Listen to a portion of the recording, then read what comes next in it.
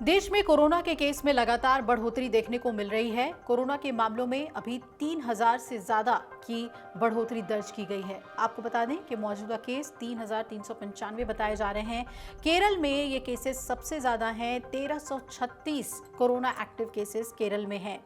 वहीं महाराष्ट्र की बात करें तो महाराष्ट्र का दूसरा नंबर आता है, जहां 467 और दिल्ली में 375 मामले दर्ज हुए हैं। लोगों को अब सावधान रहने की सलाह दी गई है। राज्यों द्वारा अलग से कोरोना को लेकर गाइडलाइन जारी की जा रही है। अब किस राज्य में कितने मामले हैं इसके बारे में आपको बता देते हैं। तो दिल्ली में 375 कोरोना के मामले हैं इस वक्त। गुजरात की बात करें तो यहां 265 कोरोना के मामले दर्ज हैं। कर्नाटक में 234 कोविड केसेस हो गए हैं और केरल में तो सबसे ज्यादा 1336 कोरोना के मामले हैं। महाराष्ट्र दूसरे नंबर पर है, 467 कोरोना के मामले यहां दर्ज हैं। तमिलनाडु में 185 कोरोना के केसेस हैं और पश्चिम बंगाल में 205 कोरोना केसेस दर्ज हो चुके हैं और यूपी में भी आंकड़ा बढ़ रहा है, 117 पर मामले पहुंच चुके हैं।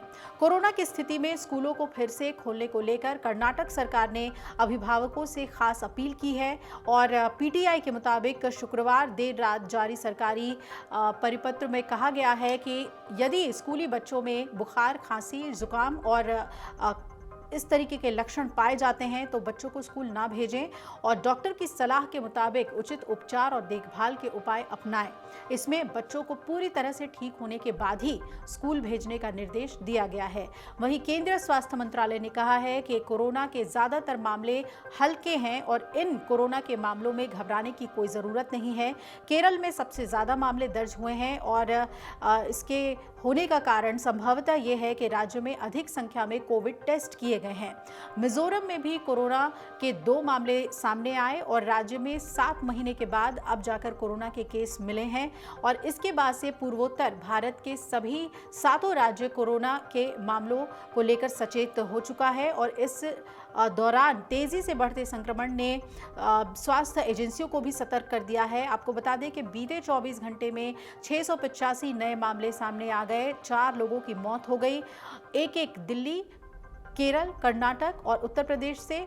भारतीय चिकित्सा अनुसंधान परिषद के महानिदेशक डॉक्टर राजीव बहल ने बताया कि देश के पश्चिमी और दक्षिणी राज्यों से लिए गए सैंपल्स को जीनोम सीक्वेंसिंग में कोविड-19 के ओमिक्रॉन के उप वेरिएंट LF.7, XFG, ZN.1 और NB.1.8.1 पाए गए हैं, यानी कि 4 वेरिएंट्स एक्टिव हैं। इनमें से पहले 3 वेरिएंट सबसे ज़्यादा मामलों में देखे गए हैं। हालांकि इन वेरिएंट्स की गंभीरता कम बताई जा रही है और ज़्यादातर मरीजों को घर पर ही इलाज लेने को कहा जा रहा है।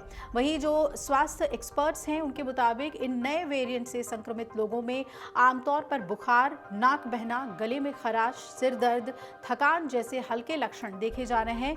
इन वेरिएंट्स में प्रतिरक्षा को चकमा देने की क्षमता हो सकती है, लेकिन अब तक ऐसा कोई प्रमाण नहीं मिला है कि ये वेरिएंट गंभीर या दीर्घकालिक संक्रमण का कारण बनते हैं। वहीं WHO ने भी इन वेरिएंट्स को चिंताजनक की श्रेणी में नहीं रखा है।